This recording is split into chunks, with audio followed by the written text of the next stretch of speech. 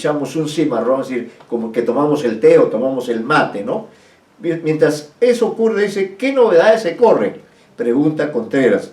Y Chano dice, novedades, qué sé yo. Hay tantas que uno no acierta, ¿a qué lado caerá el 2? Observe también esta forma, no dice a qué lado, sino a qué lado caerá el 2. Es una expresión, ¿no? Es decir, a qué lado se inclinará la situación. Por ejemplo, nosotros también podemos ser igual de nuestra sociedad en este momento. ¿A qué lado caerá el 2? Aunque le esté viendo el lomo. Todo el pago es sabedor. Cuando dice todo el pago, quiere decir todo el pueblo. Todo el pago es sabedor que yo siempre anduve por la causa. Es la causa de la independencia. Anduve al frío y calor. Cuando la primera patria, al grito se presentó Chano con todos sus hijos. Ah, tiempo aquel, ya pasó. Si fue, no dice si fue, sino si fue, ¿no? Es propio de la gauchesca y también en ciertas expresiones de la literatura peruana, principalmente la narrativa indigenista, uno puede encontrar estas formas propias de hablar de ciertas zonas, ¿no? Si fue en la patria del medio, lo mismo me sucedió. Igual, no es lo mismo, sino dice, lo mismo me sucedió. Eso es algo que se va a encontrar también en el Martín Fierro, que es la expresión máxima de la literatura gauchesca. Pero amigo, dice Chano, ¿no? En esta patria, entonces retoma el diálogo Contreras y dice, no se corte, no está claro, dice, siga. Dele huasca, dele, huasca es soga, ¿no? O sea que es como decir, que siga la conversación, siga jalando la soga. Dele huasca, siga la conversación. Velay mate es simplemente una interjección, ¿no? Como dicen, por ejemplo, los españoles, vale, ¿no? En fin, velay mate, dice Contreras, el paisano. Todos saben que Chano, el viejo cantor, miren, Chano es un viejo cantor, es decir, alguien reconocido como artista de los diálogos, ¿no? Que Chano, el viejo cantor, a donde quiera, no dice a dónde, sino a donde quiera que vaya, es un hombre de razón. Y que una sentencia suya es como de Salomón, ¿no? Lo está elogiando mediante esto que se llama la antonomasia, porque sabemos que la palabra Salomón es sinónimo de sabio, de manera que si una persona le dice a otra, eres un Salomón, le está diciendo, eres un hombre sabio, ¿no? Esa es la figura, eso es lo que Contreras le dice, y que una sentencia suya es como de Salomón, como si estoy escuchando con atención lo que usted está explicando.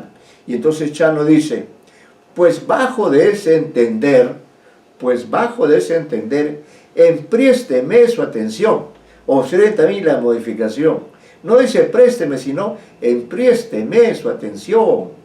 Y le diré cuánto siente este pobre corazón, que como tórtola amante, que a su consorte perdió, y que anda de rama en rama publicando su dolor. Ansí, yo de rancho en rancho, y de tapera en galpón, ando triste y sin reposo, cantando con ronca voz de mi patria los trabajos, de mi destino el rigor, en 10 años que llevamos de nuestra revolución, por sacudir las cadenas de Fernando el Balandrón, es Fernando VII, ¿qué ventajas hemos sacado? Se pregunta, ¿no? Y pregunta Jacinto Chano, las diré con su perdón.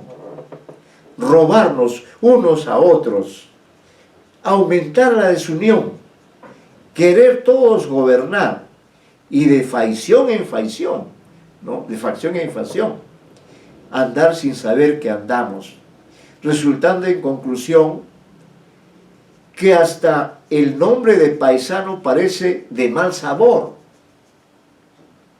y en su lugar yo no veo sino un eterno rencor y una tropilla de pobres que metida en un rincón canta al son de su miseria, no es la miseria malsón, ¿no? Está expresando con mucha fuerza y de alguna forma este personaje ficticio, Jacinto Chano, encarna pues ya la figura del payador, del hombre que construye payadas y que las canta, las dice ante un auditorio de otros gauchos que lo van a escuchar y que a veces van a entrar en competencia, y eso es lo que se llama la payada, y eso lo veremos con una plenitud artística en el Martín Fierro. Pero aquí Bartolomé Hidalgo está, diríamos, sentando las bases para que exista este tipo de literatura en la que las voces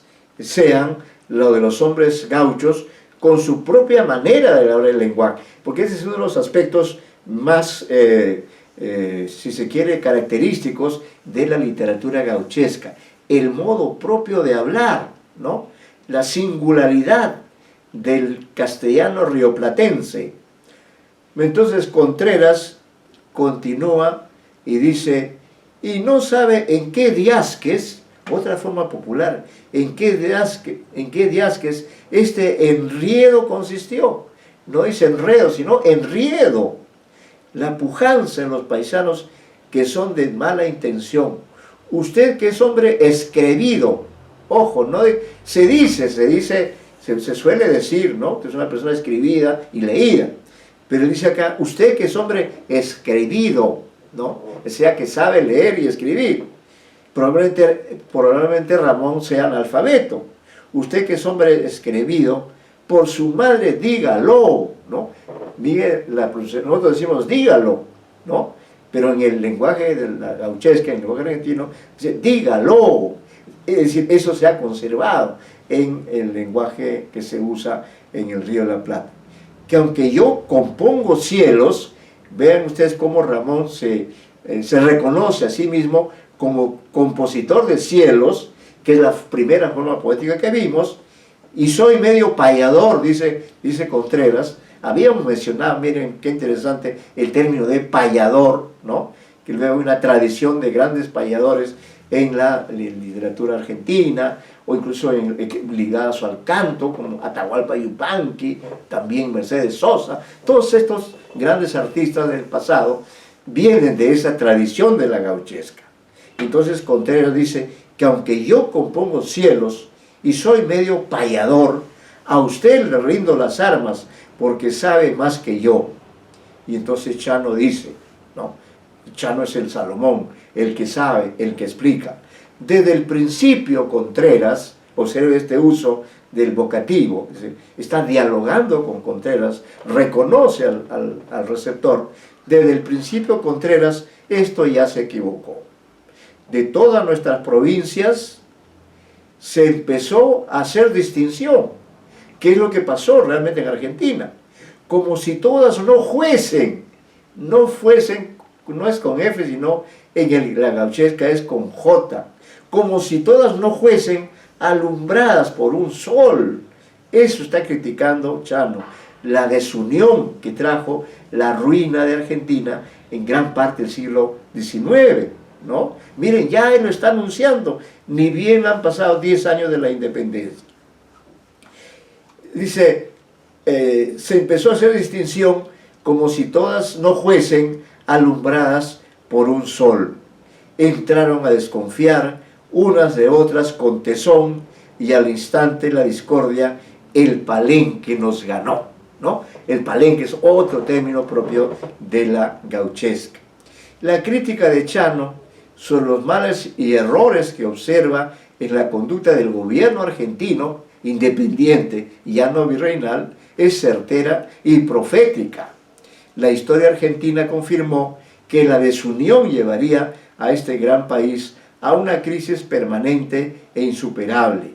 Parecería que en estos versos Hidalgo, a través de la voz profética de Chano, está anunciando la inminente aparición de los caudillos más nefastos del siglo XIX, que son Juan Manuel Rosas y Facundo Quiroga, que los veremos también a propósito de la etapa del romanticismo que viene un poco más adelante.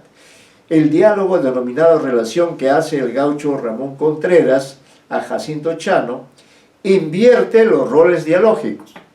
En este intercambio verbal es el gaucho Ramón quien informa al capataz Chano sobre los festejos habidos en Buenos Aires en conmemoración de un aniversario más de las fiestas patrióticas de mayo a las cuales no ha podido asistir Chano.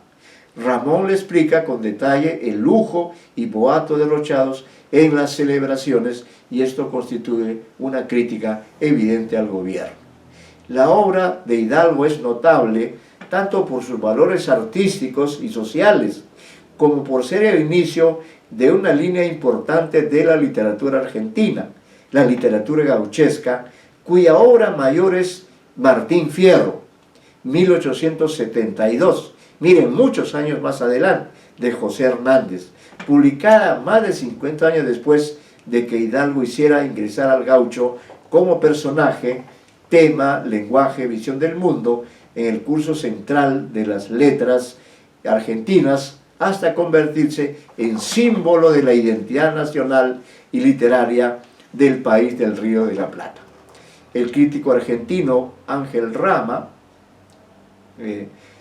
al destacar la importancia de la obra de Hidalgo en el contexto de la literatura de la independencia, plantea que en ella, así como en la obra de los poetas gauchescos anónimos del periodo, se trasunta la más auténtica y promisoria fórmula de la americanización, ¿no? Es un tipo de expresión propia de nuestro continente. Esta fórmula literaria creativa implicó para Hidalgo una simultánea actitud de renunciamiento y de audacia expresiva. Como señala certeramente Ángel Rama, el poeta Hidalgo dio un paso atrás con el fin de dar dos pasos adelante. Es una expresión que tiene un simbolismo. El paso atrás consistió en dejar de lado su condición y formación de poeta neoclásico y tradicional para asumir y otorgar el protagonismo a dos formas poéticas sencillas, ¿no? Los ciritos y diálogos, que hemos podido ya conocerlos, que el pueblo había conservado y empleaba con fines de esparcimiento y de solaz colectivo y costumbrista. Este presunto retroceso hacia formas expresivas rurales, elementales y regionales era indispensable para ganarse la causa de la revolución a los sectores populares, los que por su marginalidad no habían tomado partido en la pugna que enfrentaban a los sectores hispanos privilegiados contra los grupos de criollos que luchaban por sacudirse de la dominación española y alcanzar el estatus de países libres e independientes. Hidalgo, que era criollo ubicado en la ciudad, pero estaba cerca de los gauchos del campo, se apropió de las formas poéticas populares, hizo hablar a personajes sencillos acerca de temas políticos y revolucionarios y de ese modo consiguió que la causa patriótica comprometiera a gauchos como Jacinto Chano y Ramón Contreras, ¿no? Sí, bueno, vamos a detenernos aquí, ya la próxima leeremos esta parte final, para explicar, creo que está en este archivo, o en el otro me parece que está, el otro también está abierto, ¿no? Sí, está abierto. Sí, vamos a ver, vamos a explicar, vamos a leer,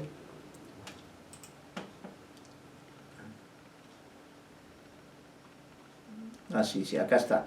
En el otro archivo, que ustedes ya lo tienen también, ¿no? Ahí es donde y voy a leer para que ustedes sepan en qué consiste en síntesis la tarea. La tarea consiste, digamos, en sistematizar una información acerca de Mariano Melgar, que también es miembro de esta generación. En la página 5 de ese archivo se dice tarea relacionada con la generación libertadora. Esa es la tarea para el jueves de la próxima semana. Dice, a fin de que los alumnos participen más activamente en el conocimiento de la literatura hispanoamericana del siglo XIX, hemos considerado que deben realizar un trabajo básico de investigación acerca del último integrante de la generación libertadora. Nos referimos al poeta peruano Mariano Melgar, 1790-1815, que no solo desarrolló una valiosa obra literaria, al igual que sus coetáneos, sino que participó activamente en las luchas por la independencia americana. Se enroló en las filas del líder insurrecto Pumacahua y como consecuencia de ello murió en Humachiri a una edad muy temprana.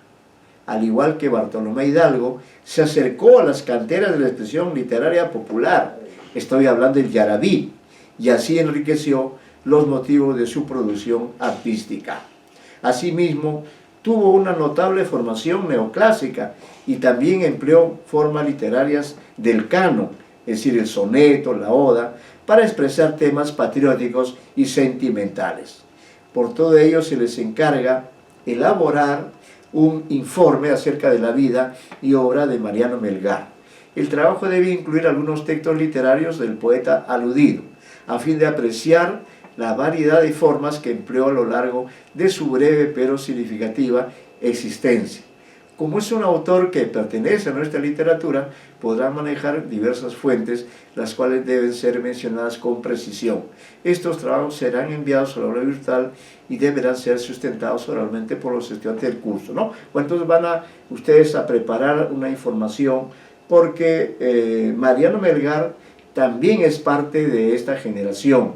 Por cierto, como hemos señalado ya, es muy poco probable que entre ellos haya existido una comunicación por las circunstancias de la época, ¿no? La distancia, no había la fluidez de comunicación que hay hoy día, pero todos ellos en su respectiva zona estaban comprometidos con la causa de la independencia, ¿no?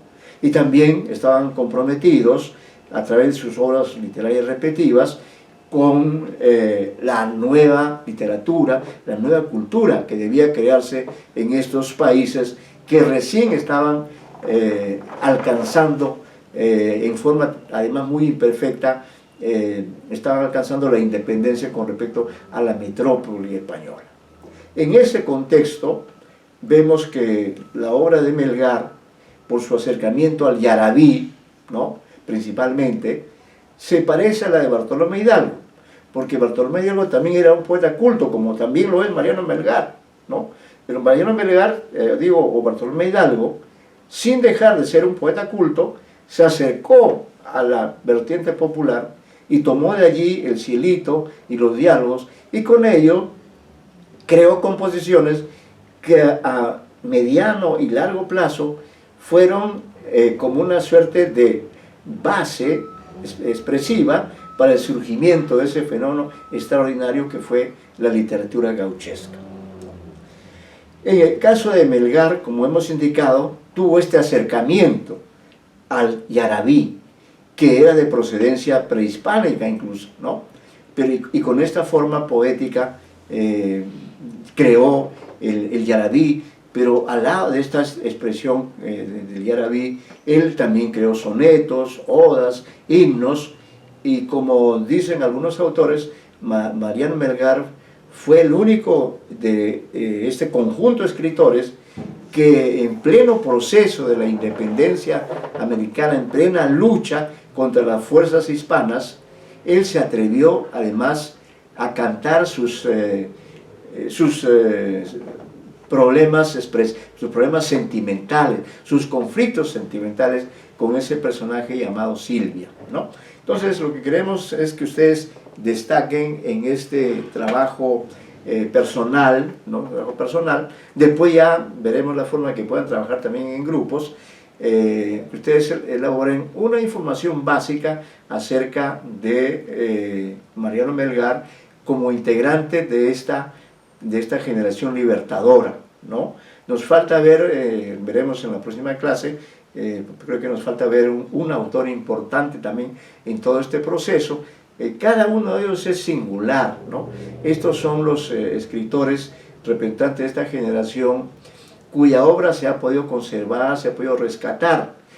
Hay muchos otros, pero digamos ya no son muy conocidos en estos tiempos. Por eso hemos querido hacer esta aproximación a la generación libertadora, señalar las características de cada uno de estos escritores, pero en cuanto a Melgar, queremos que ustedes se integren a través de este trabajo, haciendo un proyecto, un pequeño informe en realidad, alusivo a la figura personal de Mariano Melgar, ¿no?, que es el representante peruano en esta generación, haga una referencia a los aspectos más importantes de su vida, y lo más importante es que también dentro de este trabajo incluyan textos diversos que muestran el modo en que Mariano Melgar, por ejemplo, trabajó el yarabí, pero también trabajó la fábula en verso, o el soneto,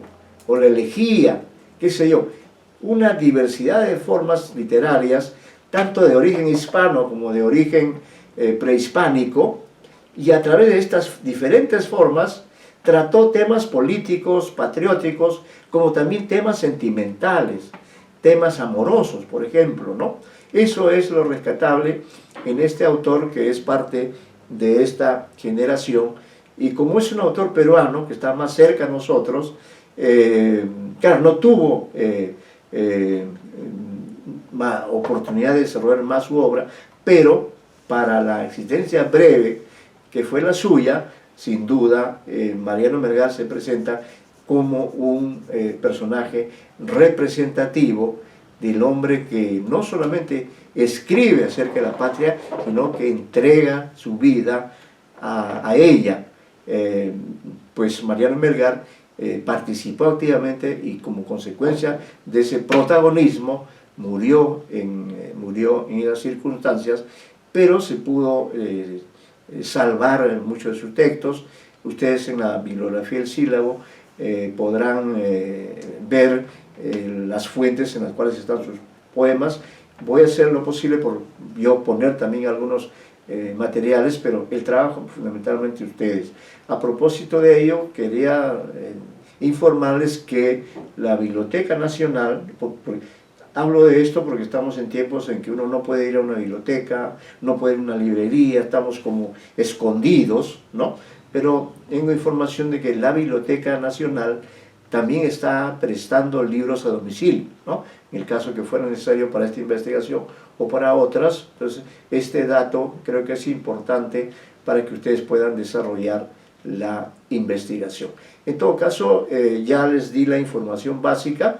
Es un trabajo que puede tener una extensión de entre 5 o 10 páginas aproximadamente, ¿no? Acerca de la vida, pero más de la vida, acerca de la diversidad de obras, de la diversidad de textos que creó Mariano Melgar en el contexto de esta generación libertadora. Ese va a ser el aporte de ustedes, esa va a ser la forma de trabajo que iniciamos con esta experiencia, y luego ustedes se van a integrar ya en la etapa del romanticismo, se van a integrar más protagónicamente trabajando, investigando acerca de los autores sobre los cuales daremos la información principal, y ustedes complementarán para que de esa manera puedan tener un conocimiento más cercano de la obra de estos autores, que son parte de la tradición, ¿no? De nuestra tradición, y quizá alguno de ustedes pues se interese por alguno de estos autores que son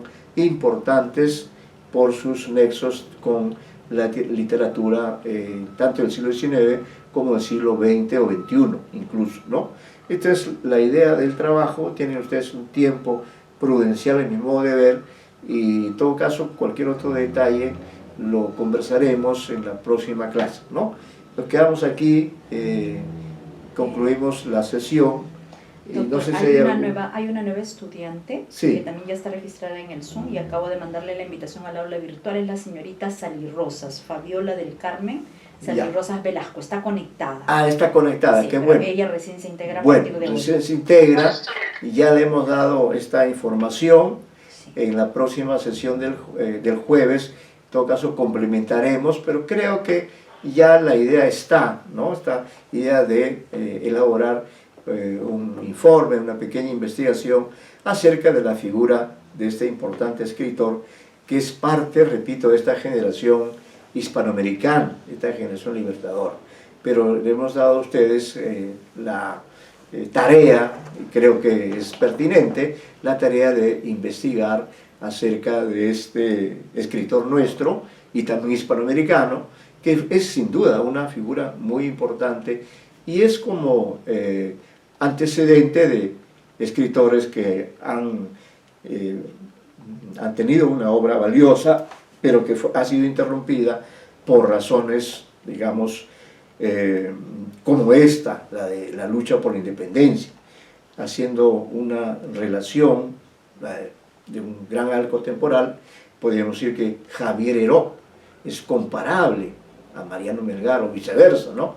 Porque ambos murieron jóvenes por su adhesión a sus principios vitales, a sus ideas, a sus convicciones, ¿no?